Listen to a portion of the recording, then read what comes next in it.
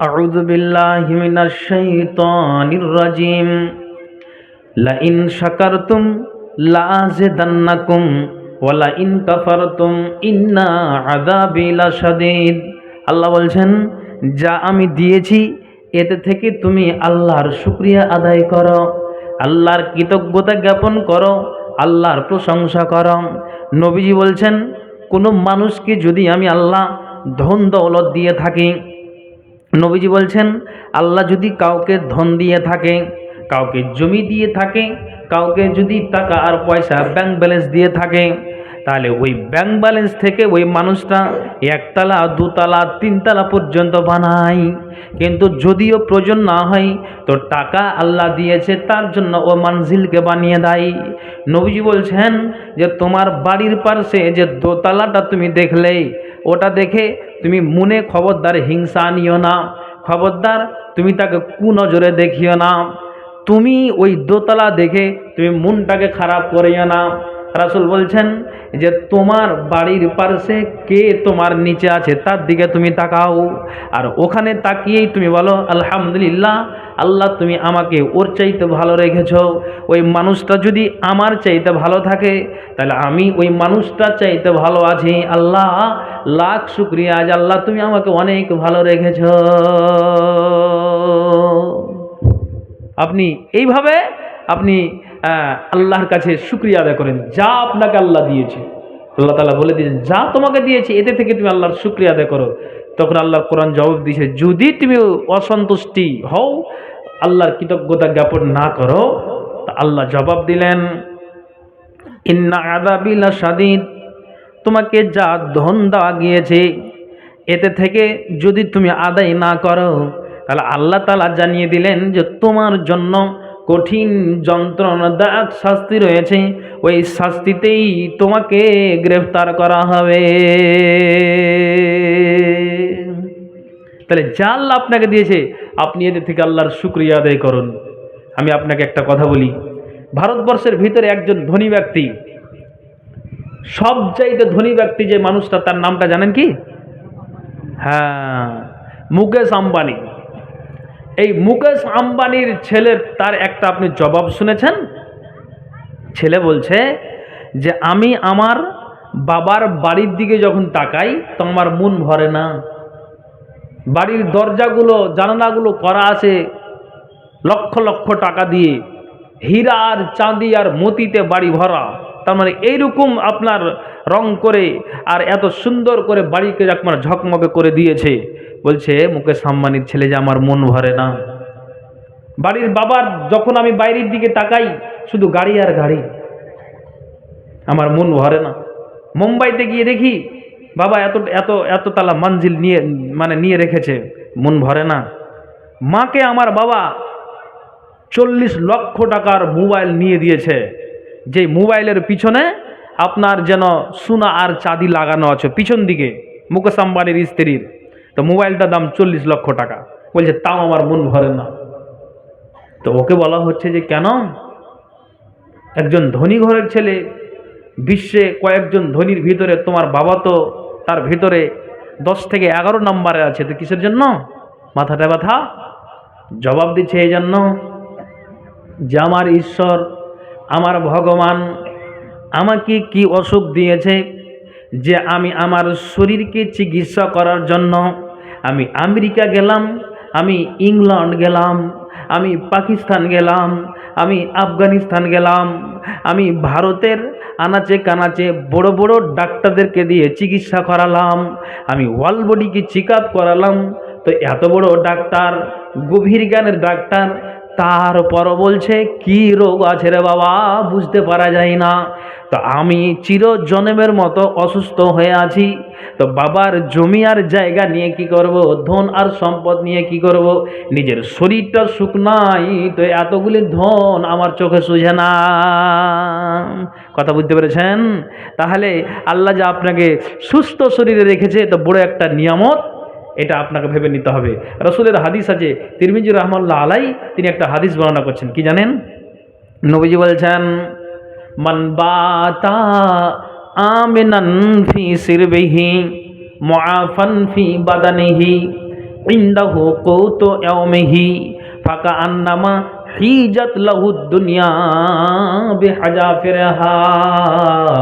রাসূল বলছেন যে শোনো, যেই মানুষটাকে একটা কুঁড়ে ঘর, একটা টিনের ঘর, এই একটা মানুষ নিজে একটা আপনার যেন খ্যাড়ের ছাউনির ঘরে সে বসবাস করে, যদি ঝড় হয় তাহলে ফাঁক দিয়ে বাতাস আসে, বৃষ্টির সময় বৃষ্টি টাপুর টুপুর করে পড়ে, তো নবীজি বলছেন ওই মানুষটা কি করে, ওই বাড়িটাতে কি করে, একটা সুন্দর করে ঘরকে বানিয়ে ওই ঘরে আরাম করে ঘুমায়। এক, নবীজি বলছেন মুআফান ফি বাদানিহি, যার শরীরটাকে আল্লাহ 24 ঘন্টায় সুস্থ রেখেছে। দুই, 3 নম্বরে নবীজি বলছেন ইনদাহু কুতু ইয়াউমিহি, তোমার বাড়িতে একদিনের খাওয়ার আছে, একদিনের খোরাক আছে, তার পরের দিন কি খাবে, যতক্ষণ পর্যন্ত তুমি ব্যবস্থা না করে নিবে ততক্ষণ পর্যন্ত তুমি তোমার বিবি আহার করতে পারবে না। তো নবীজি বলছেন 3টা কথা হাদিসটাতে পাওয়া গেল। যে মানুষটা তার বাড়িতে নিরাপদে ঘুমায়, এক, তারপরে নবীজি বলছেন মুআফান ফি বাদানিহি, 24 ঘন্টায় আল্লাহ তার শরীরটাকে সুস্থ রেখেছে। দুই, 3 নম্বরে নবীজি বলছেন ইনদাহু কুতু ইয়াউমিহি, এবং তার বাড়িতে একদিনের খোরাক আছে। 3, নবীজি বলছেন যাকে এই 3 রকমের যারা এই 3 রকমের আপনার এই অবস্থানে থাকে, আল্লাহ রাসূল বলছেন ফাকা আন্নামা হিজরাত লাহু দুনিয়া বিহাজাফিরহা, রাসূল বলছেন যে তাকে পুরো দুনিয়ার বড় একটা নিয়ামত দান করা হয়েছে। একবার জোরে বলুন সুবহানাল্লাহ। বুঝতে পারলেন? তাহলে এই পারকালীনগর গ্রামের মানুষেরা আপনি আমাকে জবাব দেন তো, দেন আপনারা নিজেই নিজের উত্তরটা করেন যে একদিনের খোরাক আমার বাড়িতে আছেন, আল্লাহ আমাদেরকে অঢেল পরিমাণ মাল দিয়েছে। কোনটা অঢেল পরিমাণ আল্লাহ মাল দিয়েছে? দেয়নি? অনেক আল্লাহ আমাদের সুখ দিয়েছে, শান্তি দিয়েছে। আগের দাদিরা আর নানিরা গল্প করেছে, যারে নাতি কত অভাব ছিল, যে ওদের মুখে শোনা কথা চোখে দেখেনি, বলছে তোর নানা কাপড় একটা খরিদ করে নিয়ে আসার পর কোন দিন আর দিবে এটা ভুলে যেতে হয়েছে, আর টিওল চেপে গোসল করেছি, ভিজা কাপড়ে গলিতে দাঁড়িয়ে থেকেছি, যতক্ষণ পর্যন্ত কাপড় না শুকিয়েছে আমি আর ভিতরে যেতে পারিনি, ভিজা কাপড় নিয়ে বিছানায় যাব, এরকম অভাব ছিল। আচ্ছা, এরকম হতে পারে কি পারে না? ছিল। আমি আপনাকে বলছি যে আল্লাহ আমাদেরকে অনেক অনেক অনেক সুখে রেখেছে। এই জন্য আল্লাহ বলছেন শোনো, যা তোমাকে দেওয়া হয়েছে এতে থেকে তুমি আল্লাহর শুকরিয়া আদায় করো। আল্লাহ তুমি আমাকে খুব ভালো রেখেছো। আল্লাহ ওর দোতলা থাকলে কি হবে, আমার নিচেতে এই লোকটা এরকম অবস্থাতে আছে, ওর থেকে আল্লাহ তুমি ভালো রেখেছো, আলহামদুলিল্লাহ, আল্লাহর শুকরিয়া। আল্লাহ বলছে যখন তুমি আল্লাহর শুকরিয়া আদায় করবে তখন তোমার বাড়িতে কিন্তু বরকত শুরু হয়ে যাবে। আর যখন তুমি বলবে আল্লাহ ওকে দিশা আমাকে দাওনি, তখন আল্লাহ তাআলার কোরআন বলছেন শোনো, তোমাকে ওই আযাবে গ্রেফতার করা হবে শুধু আল্লাহর নাশুকর করার কারণে। তাহলে যা আল্লাহ আপনাকে আমাকে দিয়েছে এতে থেকে আপনি আল্লাহর শুকরিয়া আদায় করুন। ওদের ঈমানটা কেমন ছিল তা আমি আপনাকে বুঝাবার জন্য বলছি। কত অভাবটা ছিল ভালো করে শুনবেন। আল্লাহ পাকের রাসূল তিনাকে মা খাদিজা বলছেন, কি বলছেন জানেন? ভালো করে শুনবেন। একটা আয়াত আমি পড়লাম, আল্লাহ তাআলা বলছেন যে শুনে রাখো, যতটুকু তোমাকে আল্লাহ মাল দিয়েছে ওই মাল থেকে তুমি আল্লাহর শুকরিয়া আদায় করো। মা খাদিজা নবীজিকে বলছেন আল্লাহ পাকের রাসূল গো, দ্বীনকে রক্ষা করার জন্য, কোরআনকে বাঁচানোর জন্য, দ্বীনকে রক্ষা করার জন্য, কোরআনকে বাঁচানোর জন্য নবীজি গো যুদ্ধের ময়দানে তারা ইসলামকে বাঁচানোর জন্য সারা দিন আর রাত তারা নাইট ডিউটি করে সিকিউরিটি গার্ড হয়ে দাঁড়িয়ে থাকে। তা আপনার মাথা ব্যথা কেন যে ওদেরকে খাবারের ব্যবস্থা দিতে হবে?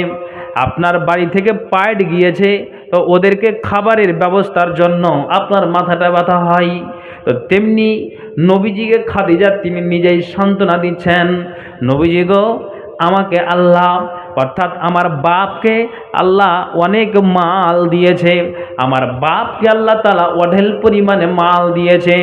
নবীজি গো আমি ওই মালগুলিকে নিয়েছে আমি খাদিজা নিজের নাকের আমি গয়না বানাবো না, নিজের হাতের পলা বানাবো না, নিজের গলার হারকে বানাবো না, আমি পায়ের পাতাকে বানাবো না, আমি কানের দুল বানাবো না, আমি নাকের ফুল বানাবো না। খাদিজা বলছেন আমি ওখান থেকে বাপের বাড়ি থেকে ওই ফারাইজ মোলে যতগুলি মাল পাবো ওই সমস্ত মালকে এক জায়গাতে জমা করে আমি ওই মালগুলিকে ওই যুদ্ধের ময়দানে যে সাহাবীরা আছে তাদের জন্য খাবারের ব্যবস্থা করে দিব।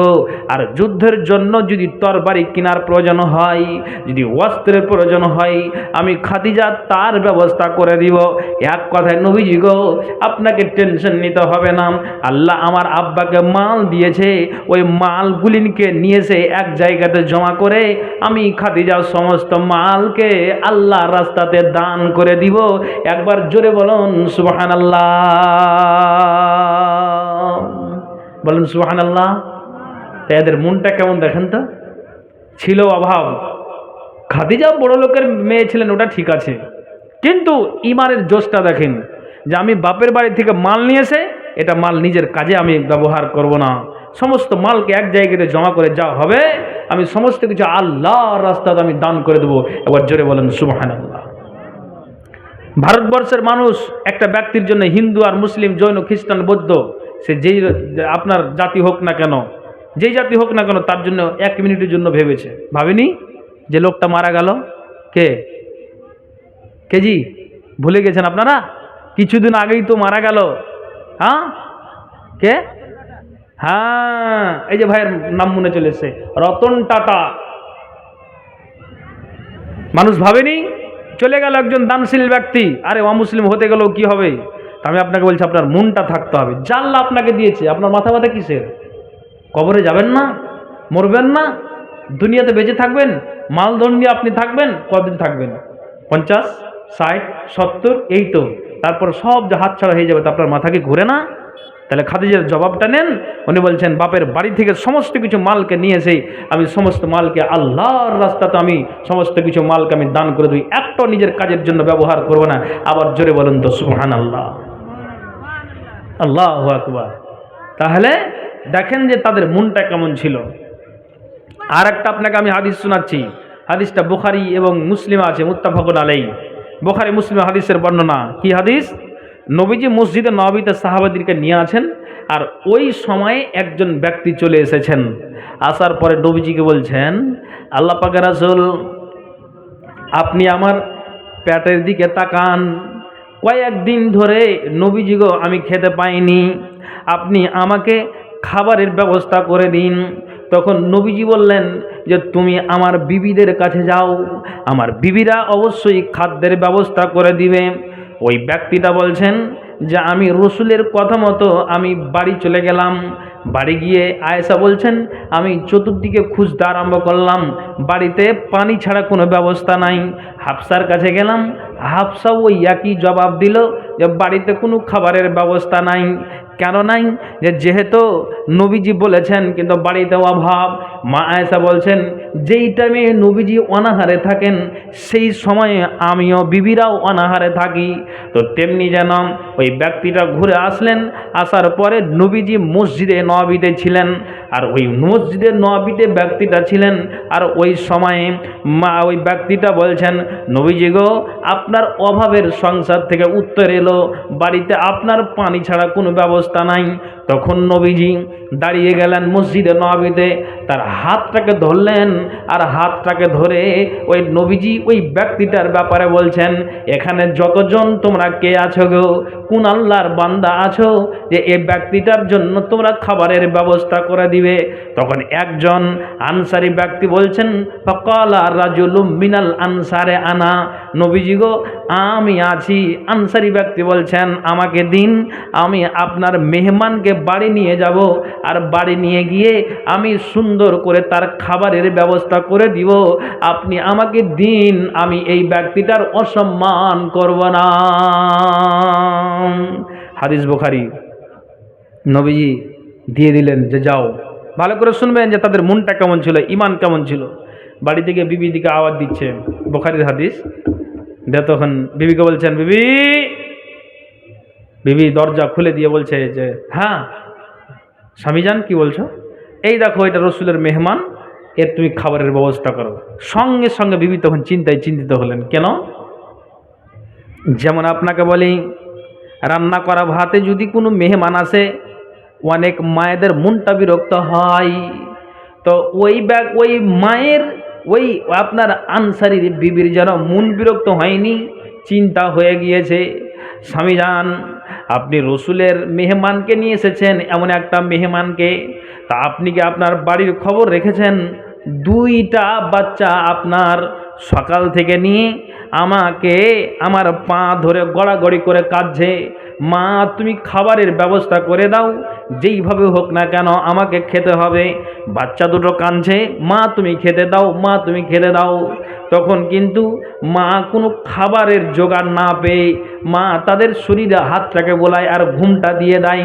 এই করে করে সকাল গেল, দুপুর গেল, সন্ধ্যার বেলাতে এবার ওই বাচ্চা দুটোর জন্য কাঁদছে যে মা তুমি খেতে দাও, মা তুমি খাবারের ব্যবস্থা করে দাও।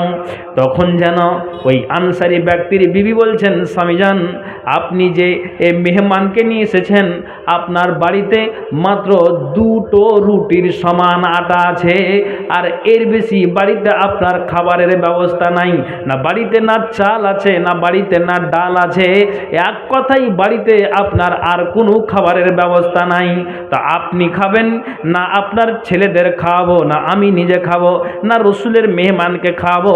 এই দুটো রুটি ছাড়া আর কোনো ব্যবস্থা নাই। বলেন তো সুবহানাল্লাহ। আপনারা একটু হ্যাঁ আর হু করবেন। এখানে যতজন আছেন আপনারা একটু আমার সাথে কথা বলেন তো, এরকম অভাব এই পার কালীনগর গ্রামের মানুষের আছে? একটু হ্যাঁ না বলবেন, একটু বলবেন, বলেন নাই। কিন্তু অভাবে একটা আমি দেখাতে পারবো, বলবো ইমানের অভাব আছে। এটা ঠিক বললাম না ভুল বললাম? জি। তো আপনার অভাব নাই, আল্লাহ আপনাকে মাল দিয়েছে, আপনি ওখান থেকে আল্লাহর রাস্তা দিন। তো এই ব্যক্তিটার জবাব শুনেন। তখন ও আনসারি ব্যক্তি কি বলছেন যে বিবি শোনো, দুনিয়াটা কত দিনের? না তো নবীজি বলেছেন 60 থেকে 70 বছরের জিন্দেগি। কোন নবীর উম্মতেরা কওমেরা বেঁচেছে 500 বছর, 150 বছর। নবীকা আদম 1000 বছর, নূহ আলাইহিস সালাম 1000 বছর। এই করে করে কোনো কওমেরা 500 বছর, 150 বছর, এই করে করে তারা আয় পেয়েছেন। কিন্তু আমরা কতদিন বাঁচব? নবীজি বলেছেন সিত্তিনা ইলা সাবঈন, 60 থেকে 70 বছর বাঁচবে, এর বেশি বাঁচবে না। আনসারি ব্যক্তি বলছেন, ও আমার বিবি শোনো, 60-70 বছর জিন্দেগিতে আয়েশ আরাম করে কোনো লাভ নাই, আখেরাতের পুঁজি করতে হবে, আখেরাত তৈরি করতে হবে। ও আমার বিবি শুনে রাখো, এই বাচ্চা দুটোকে তুমি সুন্দর করে তেলকে তুমি সুন্দর করে তার শরীরে সুন্দর করে তেলটাকে মাখিয়ে সারাটা শরীরে হাতটাকে বুলিয়ে বিবি তুমি বাচ্চা দুটোকে অনাহারে ঘুমিয়ে দাও। আর অনাহারে ঘুমিয়ে দিয়ে আমিও অনাহারে থাকবো, তুমিও অনাহারে থাকবে। আর আল্লাহ রসুলকে এই দুটো রুটিকে বানিয়ে দিতে হবে, আর এই দুটো রুটিকে বানিয়ে দিয়ে রসুলের মেহমানের সম্মান করতে হবে। আল্লাহর কসম করে বলি বিবি, আমি রসুলের মেহমানের অপমান করতে পারবো না। একবার জোরে বলুন সুবহানাল্লাহ। আল্লাহু আকবার। দেখেন দেখেন কি তাদের ঈমান। বিবি বলছেন, স্বামী আপনি যেটা বলবেন আমি রাজি। বাচ্চা দুটোকে ঘুমিয়ে দেওয়া হলো, রুটি তৈরি করা হলো। রুটি যখন তৈরি করার পরে দাস্তারখানাকে বিছিয়ে দিয়ে তার সামনে দুটো রুটিকে কিন্তু এগিয়ে দেওয়া হলো, পানি এগিয়ে দেওয়া হলো, আর তরি তরকারি যা দিবে এগিয়ে দেওয়া হলো। আর এগিয়ে দেওয়ার পরে তখন এবার ওই আপনার মেহমানকে বলছে যে আপনি খান।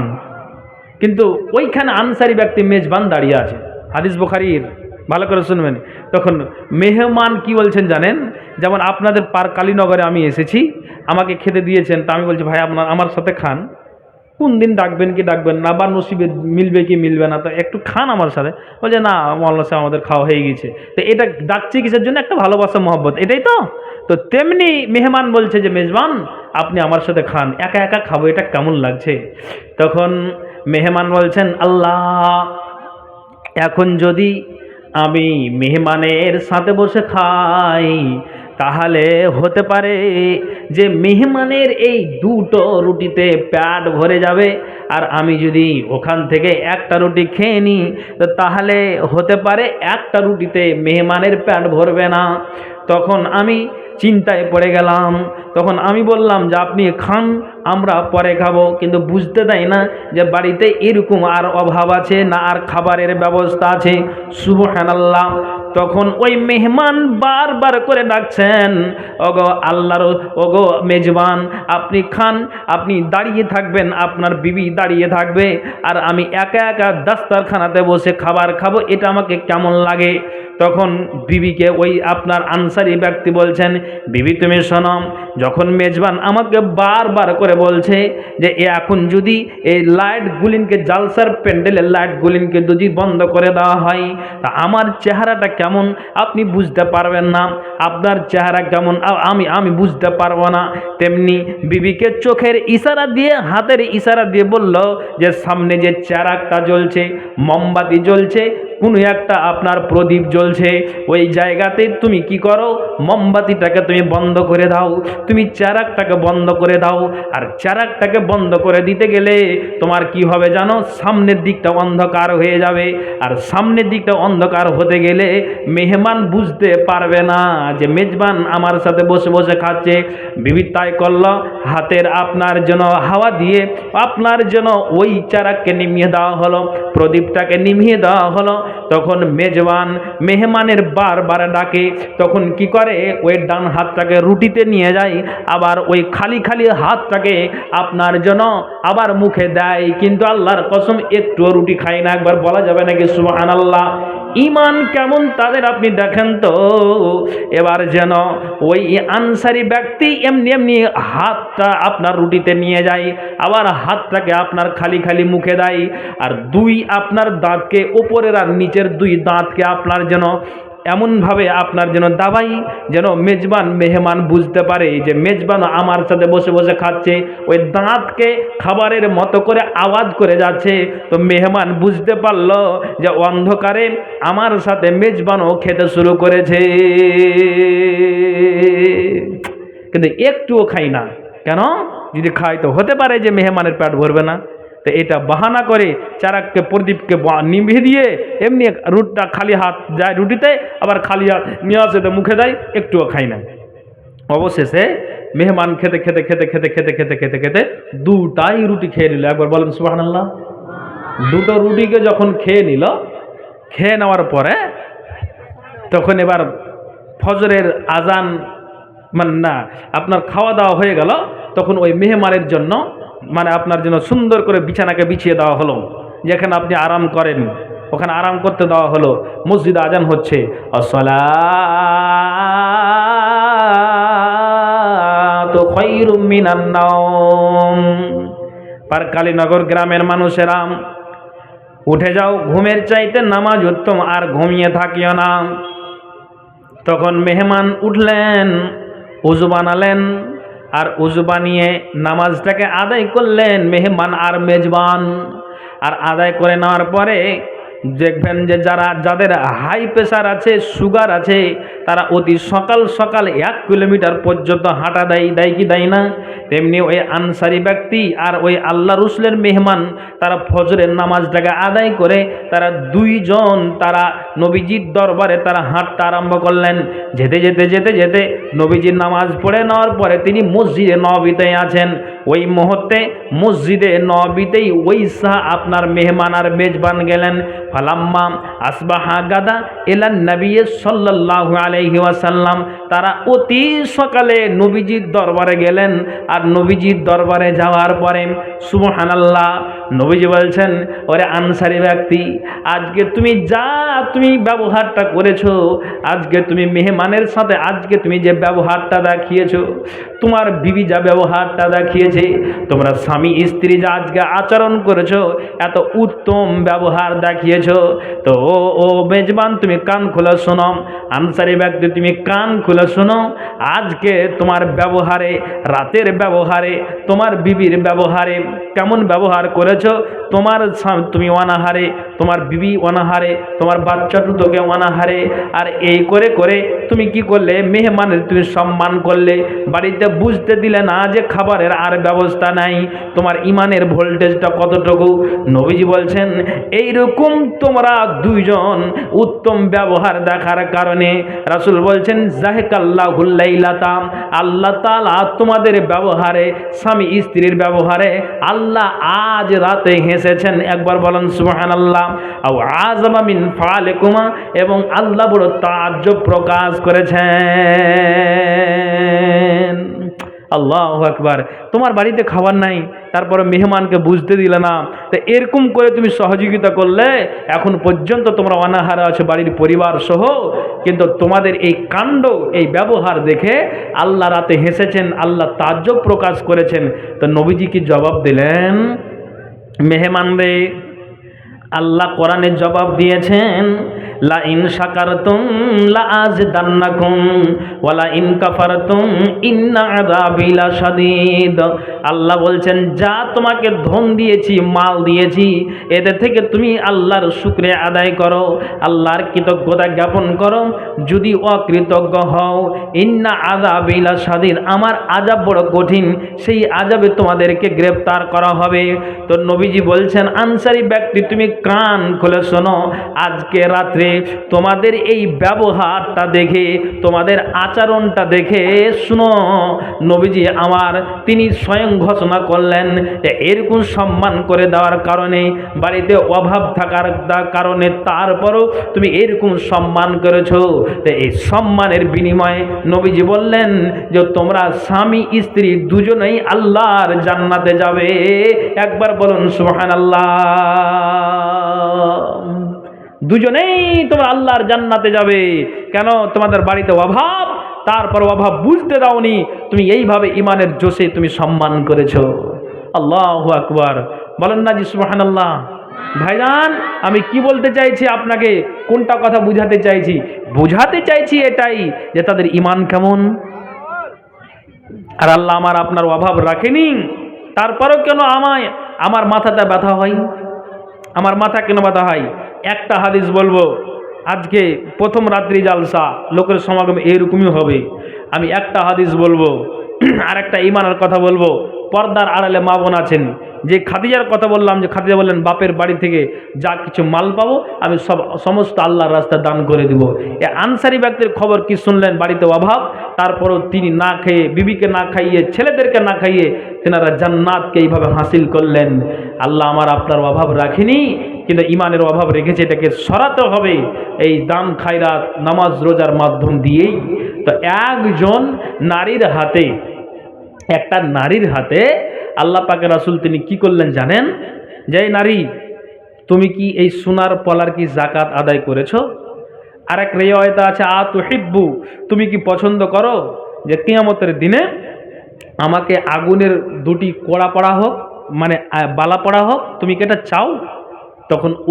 তখন নারীটা নবীজিকে বলছেন যে আল্লাহ পাকের রাসূল আপনি এটা কথা কেন বললেন? তখন নবীজি বলছেন সোনাকে পড়া নারীদের জন্য জায়েজ আছে, কিন্তু ওই সোনা আর চাঁদি যদি হিসাবের মধ্যে পড়ে যায় তাহলে তোমাকে যাকাত দিতে হবে। কোনো মানুষের বাড়িতে যদি 1 লক্ষ টাকা থাকে, কিংবা ব্যাংক ব্যালেন্স 1 লক্ষ টাকা থাকে, আর বাকি টাকা দিয়ে আপনি আপনার সংসারটাকে মেনটেন করে নেন, তো নবীজি বলছেন ওই 1 লক্ষ টাকার বিনিময়ে ওখান থেকে তুমি কি করো, 2500 টাকার যাকাতকে বের করে দাও। যখনই তুমি 2500 টাকার যাকাতকে বের করবে, 1 লক্ষ থেকে বাকি মালটা তোমার হালাল হয়ে গেল। জমি থেকে তুমি ভুট্টা নিয়ে আসলে, সরিষা নিয়ে আসলে, ধান নিয়ে আসলে, আর ওই ধানকে নিয়ে আসার পরে গলি থেকে তুমি পাটকে দিলে, ফকিরকে দিলে, মিসকিনকে দিলে। নবীজি বলছেন যে ওখান থেকে তুমি কি করো, ওষুধটাকে বের করে দাও।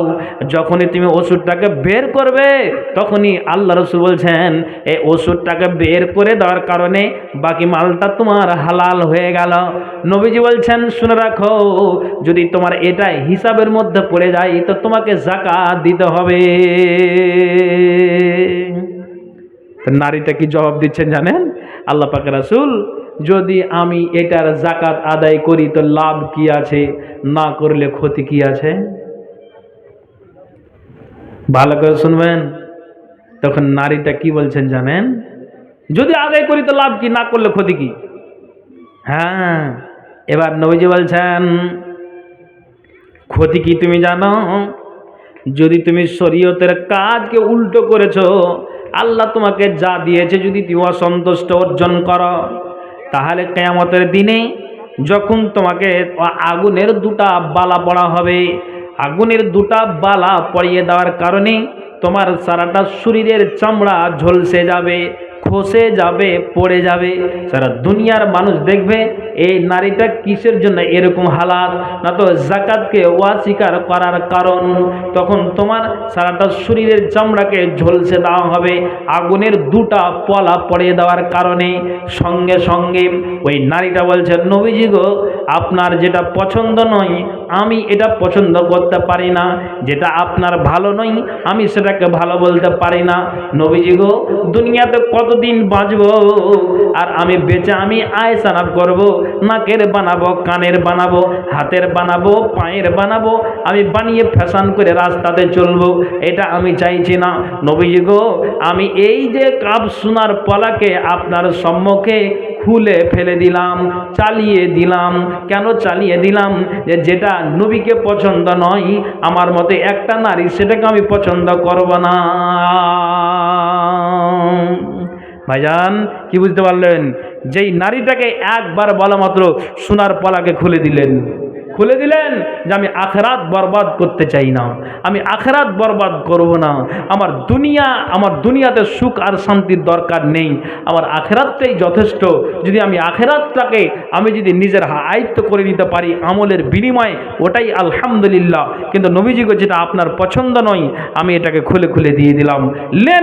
আমি আর সোনার পলাকে যতদিন বাঁচবো আমি আর জিন্দেগিতে সোনার পলাকে হাতে করবো না। একবার জোরে বলেন সুবহানাল্লাহ। তাদের ঈমানটা ছিল কেমন? তাদের ঈমান ছিল কেমন? এই জন্য আপনাকে আমি বলছি যে আল্লাহ আপনাকে যা দিয়েছে ওতে থেকেই তুমি কি করো, আল্লাহর শুকরিয়া আদায় করে মসজিদকে দাও, মাদ্রাসাকে দাও, ফকিরকে দাও, মিসকিনকে দাও, কিন্তু বেজ্জত করিও না। ভাই বাঁচবেন কতদিন বলেন তো? কোন দিন বাঁচবেন? একটা হাদিস, জানা হাদিস বলে নি। নবীজি বলছেন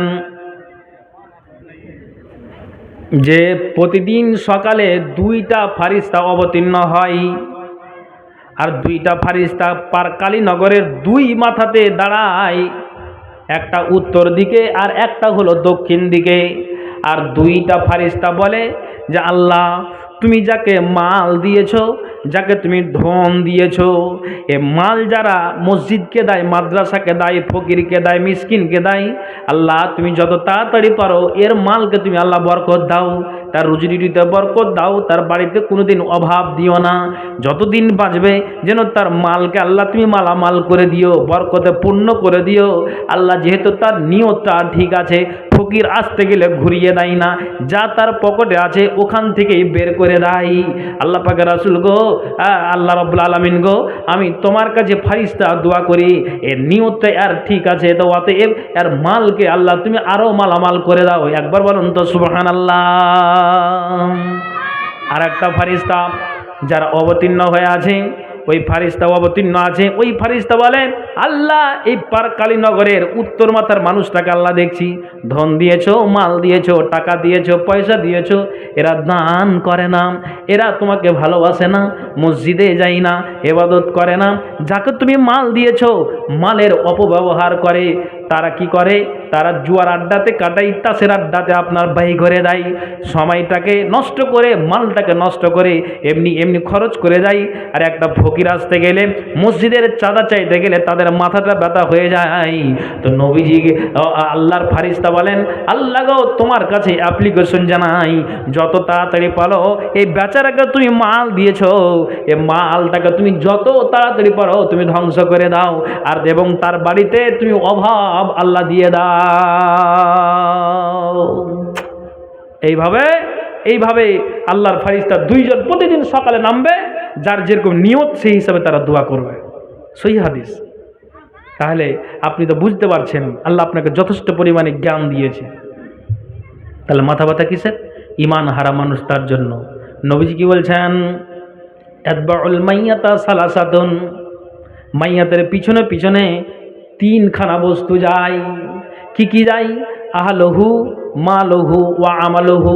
কি যাই? আহলে আইয়াল যাই, ওই মাইয়াতের পিছনে পিছনে আহাল যাই, আপনার জন্য মাল যাই, আর আপনার ভালো এবং মন্দ যেটা আমল করেছেন ওই আমলটা আপনার সুতে যাই। সাথে গিয়ে নবীজি বলছেন ফায়ারজিউ ইসনানে, আবার ওই কবর থেকে দুইখানা বস্তু ফিরে চলে আসে। কি কি ফিরে আসে? নবীজি বলছেন আহলহু ওয়া মালহু, যে তোমার বংশরা, যে তোমার চাচারা, যেই তোমার কাকুরা, দাদুরা, নানুরা, যেই তোমার আত্মীয় স্বজন গ্রামবাসীরা মাটি দিতে গিয়েছে, মাটি দেওয়া যখন ক্লিয়ার হয়ে যাবে তখন ওরা কিন্তু কবর থেকে তারা ফিরে চলে আসবে। নবীজি বলছেন ওয়া মালহু, আর যে মালটাকে তোমার পিছনে পিছনে মাল গিয়েছে, ওই মালও ওখান থেকে কবর থেকে ফিরে চলে আসে।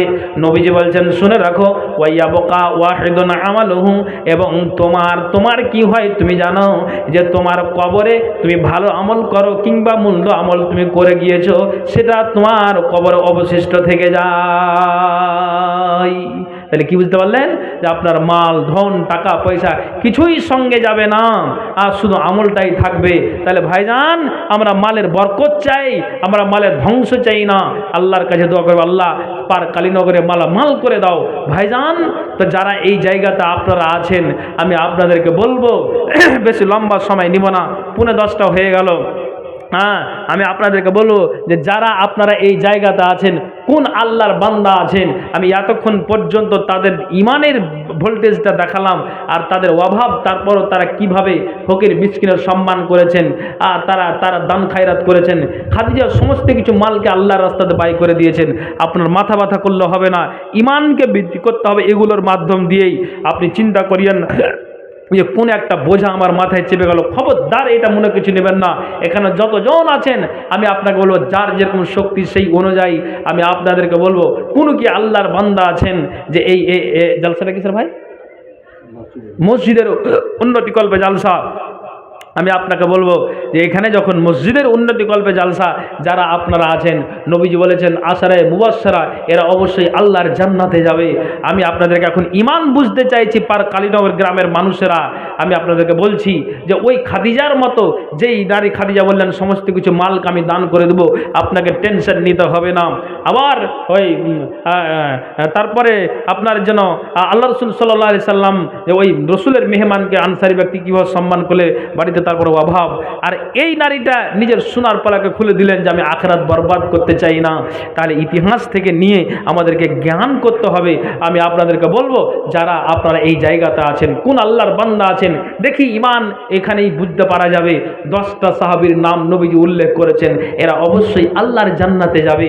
নগদ বাকি যাই হোক না কেন, শুধু লিস্টে আপনি নামটা লিখান যে কে আছেন। সর্বপ্রথম আপনি বলবেন মাওলানা আমি 5,000 টাকা দিতে পারবো, আমি 2,000 দিতে পারবো, আমি 10,000 দিতে পারবো।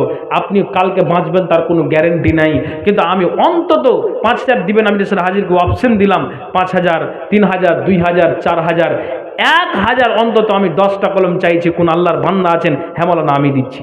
কে আছেন যে আমি 1,000 টাকা দিব? আছেন কি কেউ এখানে? যতজন আছেন আপনি বলবেন এখন আমার সম্ভব নয়, তা আমি ওই টাকাটাকে 2 দিন পর দিব।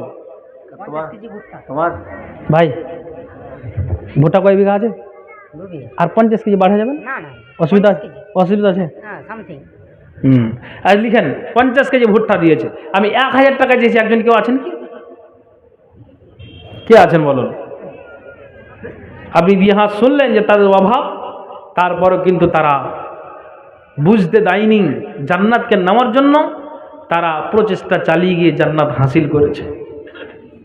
আমি আপনাদেরকে বলছি যে কারা আপনারা আছেন বলুন, কে আছেন বলুন যে হ্যাঁ আমি দিচ্ছি।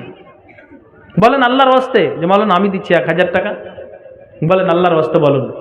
এমন কোনো দরদি আল্লাহর বান্দা আছেন এই মসজিদের জন্য জালসা যে আমি দিচ্ছি হ্যাঁ 1,000 টাকা?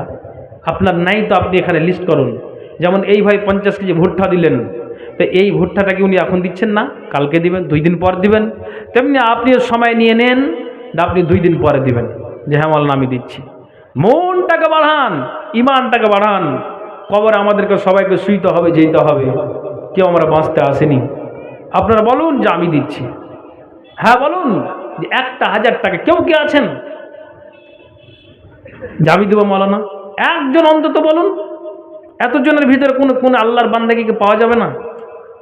একজনকে কি পাওয়া যাবে না? কোন আল্লাহর বান্দা আছেন বলুন আল্লাহর রাস্তায়? জি 500 নগদ 500 বাকি। আচ্ছা আলহামদুলিল্লাহ লিখে দেন। কত আছে ভাই? 1000 টাকা। আলহামদুলিল্লাহ 2 কলম হয়ে গেল। বলেন তো দেখি কি আল্লাহর বান্দা আছেন? নূর হোসেন 500 বাকি লিখেন। 500 টাকা উনি নগদ দিয়েছেন। 1000 টাকা কি আছেন বলুন ভাই? সামনের শ্রোতা আমি আপনাদেরকে বলছি, যারা ডান্ডে বামে বসে আছেন মা বোন, আমি আপনাদেরকে বলবো যে যেই নারীর সোনার পলাকে খুলে দিলেন, যেই খাদিজার সমস্ত কিছু মালকে আল্লাহ রাস্তায় তিনি দান করে দিলেন, সেই নারীর মতো খাদিজার মতো উসমান ইহুদির কাছ থেকে ইনারাকে খরিদ করেছিলেন, মুসলমানদের পানির ব্যবস্থা করে দিয়েছিলেন। আল্লাহ ধন দিয়েছিল, তো ধনটা অপচয় তারা খরচ না করে ঠিক জায়গাতে তারা খরচ করেছে, এর বিনিময়ে জান্নাত হাসিল করেছে। অত্যন্ত তিনি পরেজগার মানুষ ছিলেন সাহাবী উসমান রাদিয়াল্লাহু তাআলা আনহু। যারা পর্দার আলে মা বোন আছেন, কে আছেন এমন আল্লাহর দরদি, আল্লাহর বান্দি যে আমি দিচ্ছি 500 কিংবা 1000 আমি দিচ্ছি? বলুন। আমি এখানে 2টা কলম পেয়েছি। আচ্ছা, 2জন নারী চাদরটা নিয়ে দাঁড়িয়ে যাও তো, চাদর নিয়ে যাও, 2জন কোনো নারী দিয়ে দাঁড়িয়ে গিয়ে একটু চাদর নিয়ে কালেকশনটা করো ভাই। বলুন আল্লাহর রাস্তে, বলুন বলুন আল্লাহর রাস্তে বলুন। আপনার যদি সম্ভব না হয় আপনি বলুন যে আমি 500 টাকা দিয়েও আমি মসজিদকে সহযোগিতা করছি। কে আছেন বলেন যে আমি 500 টাকা দিব? ভাই ওই আনসারি ব্যক্তির মতো আমি দেখতে চাইছি, খাদিজার মতো দেখতে চাইছি যে 500 টাকা আমি দিচ্ছি আল্লাহর রাস্তে। কে আছেন বলুন? জি একজন বলুন আল্লাহর রাস্তে। মাশাআল্লাহ, একজন ভাই আমার দিয়েছেন 500 টাকা, 3 কলম হলো। আচ্ছা দেন 500 টাকা দিয়ে দেন, লিখে দেন। আলহামদুলিল্লাহ। বলেন 500 টাকা আমি বলেছি, এবার বলেন কে আছেন আল্লাহর রাস্তে বলুন। 1000 টাকা। ভাইয়ের নাম কি? ইব্রাহিম ভাই 1000 টাকা দিয়েছেন। 500 টাকা দেওয়া যাবে না? দিয়ে দেন। মাশাআল্লাহ আলহামদুলিল্লাহ, 1000 কলম হয়ে গেল। 1000 টাকা দিয়েছেন। নামটা কি? আমি তো নাম জানি না। নামটা কি ভাই? হ্যাঁ, এবার আমি একটা কথা বলি, নাম বলার প্রয়োজন আছে আর দরকার নাই। হাদিসে 2 রকম পদ্ধতিতে দান করা সিস্টেম রাসূল দিয়েছেন। গোপনেও, যেমন উনি বললেন যে আমার নাম বলার দরকার নেই, বলতে হবে না। আর কেউ যদি আগ্রহী থাকে সেটা বলতে হবে। আমি চাপ দিয়ে বলবো সেটা কথা নেই যে আমি আবার আপনার নাম কেন, এটা কথা নয়। কে এটা দিল ভাই? আপনি দিলেন? আচ্ছা, আরেকজন 500 টাকা। আলহামদুলিল্লাহ, আরেকজন 500 টাকা। হ্যাঁ, তো 4, 5, 6 কলম হয়ে গেল। আলহামদুলিল্লাহ। আসুন আল্লাহর ওয়াস্তে অন্তত 500 টাকা আমি বলেছি যে আল্লাহর ওয়াস্তে মেহেরবানি করে এই মসজিদের জন্য অবশ্যই আপনারা দিয়ে যাবেন। কে আছেন বলুন? কে আছেন আল্লাহর ওয়াস্তে বলুন যে আমি দিচ্ছি? বলুন আল্লাহর রাস্তে বলুন। আচ্ছা মা বোন, আমি আপনাদেরকে বলছি যে আপনাদের কাছে চাদর যাচ্ছে, অবশ্যই আপনারা ওই চাদরে ভরে দেন। জি, বুকেতে মারিয়া ছোড়া এধার উধার, গাথিয়া লইবে আর করিবে প্রহার, চিৎকারের চোটে ভূমি কম্পিত হইবে, ভাঙিয়া পিঠের অস্থি চুরমার করিবে, আগুন লাগাবে গাই গন্ধক মাখিয়া, আকাশ সমান আগুন উঠিবে জ্বলিয়া, ভাগিতে চাহিবে গুর্জ মারিবে খিচিয়া, মস্তিষ্ক ছিটিয়া যাবে মাথা ফাটিয়া, সর্বাঙ্গ হইয়া ক্ষত পচিয়া যাইবে, তাহাতে দুর্গন্ধ পুজ বহিতে থাকিবে, এইভাবে তাহাদের বাঁধিয়া জোরেতে দোজকের কাছে নিবে মারিতে মারিতে, দোজক তাদেরকে দেখে উঠিবে গুজিয়া, শুনিয়া তাদের প্রাণ যাইবে উড়িয়া, কি করিবে না করিবে শুধু হাই হাই, রোদন করিবে হাত মারিয়া মাথায়, ফেরেশতারা তাহাদের বলবে প্রকার, এই যে দোজক যারে করেছ এনকার, সবুর করিবে কিবা নাহি করিবে, আদি অন্তকাল এতে থাকিতে হইবে, যে যাহা করেছ তার পাবে প্রতিফল, না হবে আযাব ক্ষান্ত কবু একবার। আসুন আল্লাহর রাস্তে আসুন ভাইজান, 500 টাকা হলো, আপনি আল্লাহর রাস্তে বলুন। আচ্ছা বলেন, কেউ কি একজন ভাই 50 কেজি ভুট্টা দিয়েছেন, ইনার জোড়া কেউ হতে পারবেন?